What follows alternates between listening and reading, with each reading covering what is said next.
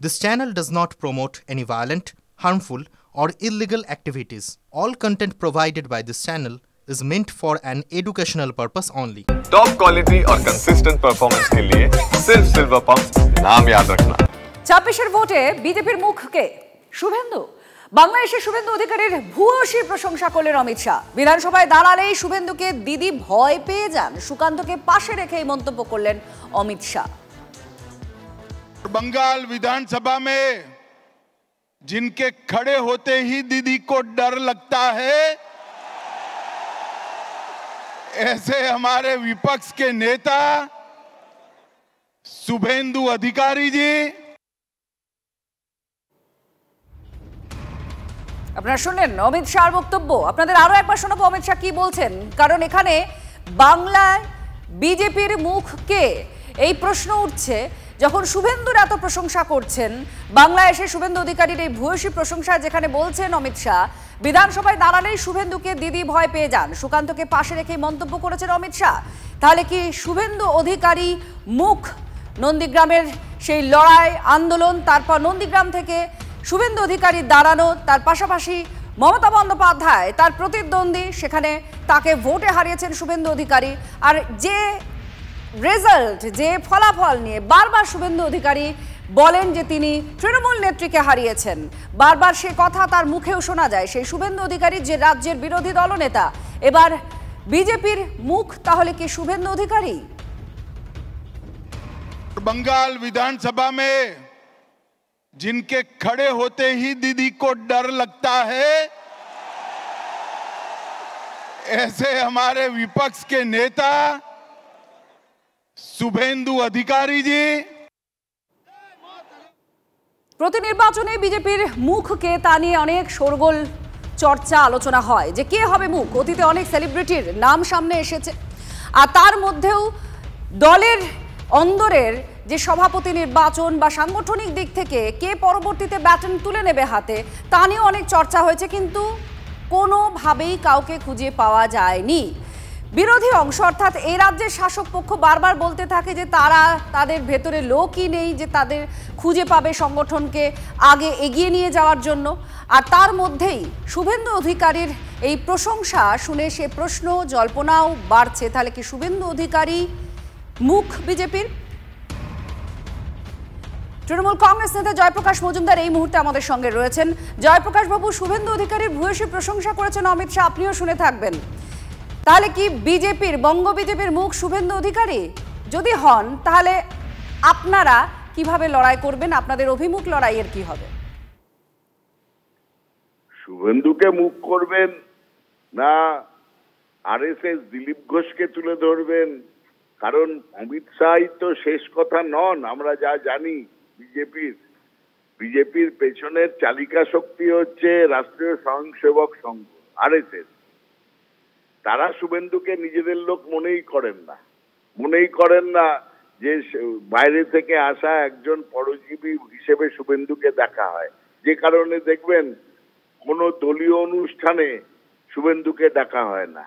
শুভেন্দু থাকে শুভেন্দুর মতন। এই অমিত শাহ কিংবা নরেন্দ্র মোদী আসলে মঞ্চ আলোকিত করেন, তারা দুটো কথা বলেন, আর চলে যাওয়ার পর সুকান্ত মজুমদার পেছন থেকে কিভাবে শুভেন্দুকে সরানো যায় সামনের রাস্তা থেকে সেইটা ভাবেন। এবং দিলীপ ঘোষ বলেছিলেন শুভেন্দুর দায়িত্ব তো নিজেদের এমএলএ বিধায়ককে এক জায়গায় রাখা, সেটা কেন রাখতে পারেনি? সে প্রশ্ন তো অমিত শাহ করেননি।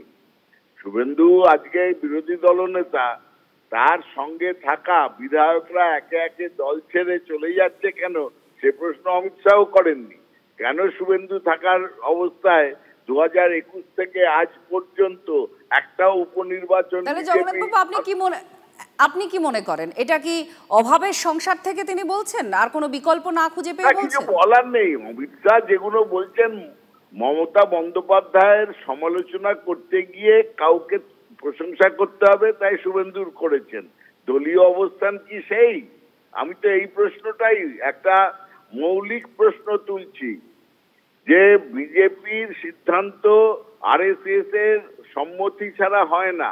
আপনি বললেন সামনের দিনে মুখ কে হবে, সেখানে শুভেন্দুকে কি আরএসএস মনে করে, আদৌ মনে করে নিজেদের লোক?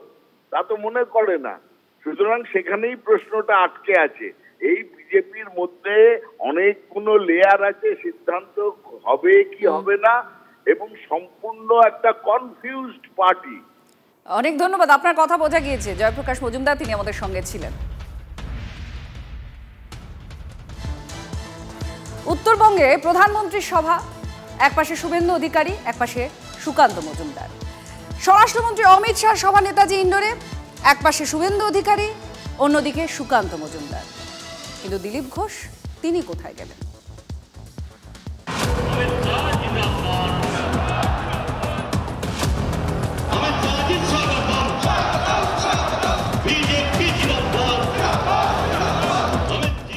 ডান দিকে সুকান্ত মজুমদার, বাম দিকে শুভেন্দু অধিকারী। নেতাজি ইন্ডোরের সিটিং অ্যারেঞ্জমেন্ট ছিল এটাই, কিন্তু শাহী বক্তব্যের সব জল্পনার অবসান।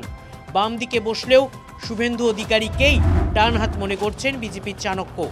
মমতা বন্দ্যোপাধ্যায়ের বিরোধিতায় প্রথম এবং শেষ মুখ শুভেন্দু অধিকারী। শুভেন্দু অধিকারীর কোনো বিকল্প নেই, সেটাই কি অমিত শাহ নেতাজি ইন্ডোরের সভা থেকে স্পষ্ট করে দিলেন। চর্চা চলছে রাজনৈতিক মহলে, তার কারণ অমিত শাহ শুভেন্দু অধিকারীকে পরিচয় করাতে গিয়ে তিনি বললেন যে শুভেন্দু অধিকারী যখন বিধানসভায় বক্তৃতা করতে ওঠেন সে সময় মমতা বন্দ্যোপাধ্যায়ের হাঁটু কেঁপে যায়।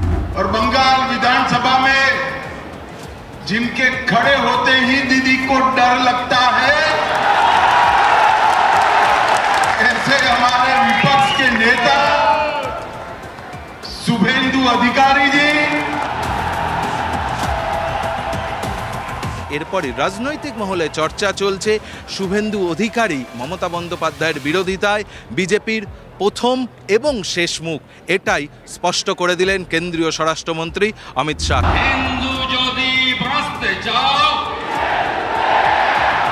বিধানসভা নির্বাচন পর্যন্ত চড়া হিন্দুত্বের প্রচারই করবেন শুভেন্দু অধিকারী। সংশয় যদি বা কিছু থেকে থাকে দূর হয়ে গেল নেতাজি ইন্ডোরে। মোথাবাড়ির বদলা হবে না, হবে না, ধুলিয়ানের বদলা হবে, শামসেরগঞ্জের বদলা হবে, হরগোবিন্দ দাসের হত্যার বদলা হবে, চন্দন দাসের হত্যা বদলা হবে, বিকান অধিকারীর হত্যার বদলা হবে, সমীর গুহর হত্যার বদলা হবে, মনীষ মিশরের হত্যার বদলা হবে, হিন্দুদের উপর অত্যাচারের বদলা হবে। হবে তো হবে, বাই বাই করতে হবে হীরক রানীকে।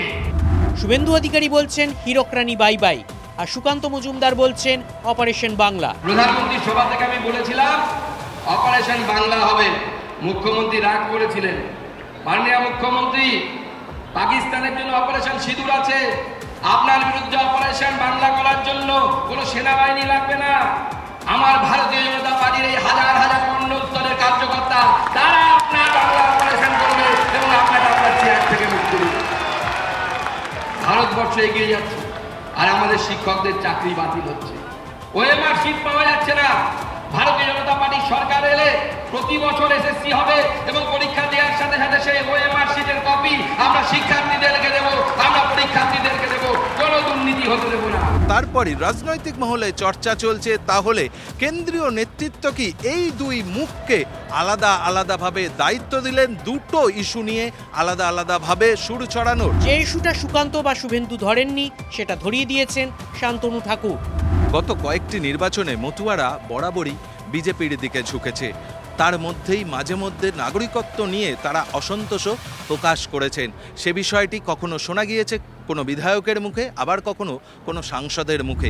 मेरे पास हमारे शांतनु जी आए थे 4 दिन पहले, उन्होंने कहा अमित भाई सारे हिंदू शरणार्थियों को मतदाता सूची से काटने का नोटिस मिला।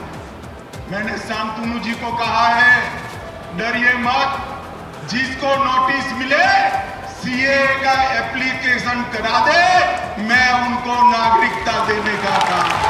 মতুয়ারা যেভাবে বিজেপিকে সমর্থন করেছেন সেটা যাতে তারা দীর্ঘদিনভাবে করে যান, সেই বিষয়টি কি অমিত শাহ নাগরিকত্ব দেওয়ার মধ্যে দিয়ে প্রমাণ করে দিলেন। কোনো ইস্যু যাতে বাদ না যায় তা নিয়ে সতর্ক ছিলেন বিজেপির নেতারা। আজ তো একটা মানুষ যে বাদ পড়ে গেলেন তার বেলা নেতাজি ইন্ডোরে ছিলেন না প্রাক্তন রাজ্য সভাপতি দিলীপ ঘোষ, গিয়েছিলেন জামাই ষষ্ঠীর নিমন্ত্রণ রক্ষায়। নেতাজি ইন্ডোর স্টেডিয়ামে অমিত শাহের অনুষ্ঠান, দলীয় কার্যকর্তা এবং দলীয় মন্ত্রী থেকে নেতা প্রত্যেকে উপস্থিত, কিন্তু নেই দিলীপ ঘোষ। যে দিলীপ ঘোষের হাত ধরে রাজ্য বিজেপি একদিন উত্থান ঘটেছিল রীতিমতো ঈর্ষণীয়ভাবে, সেই দিলীপ ঘোষের অনুপস্থিতি স্বাভাবিকভাবেই নতুন প্রশ্ন তৈরি করে দিচ্ছে। সায়ন্ত ভট্টাচার্য ও প্রদীপ্ত কান্তি ঘোষের রিপোর্ট, TV9 বাংলা।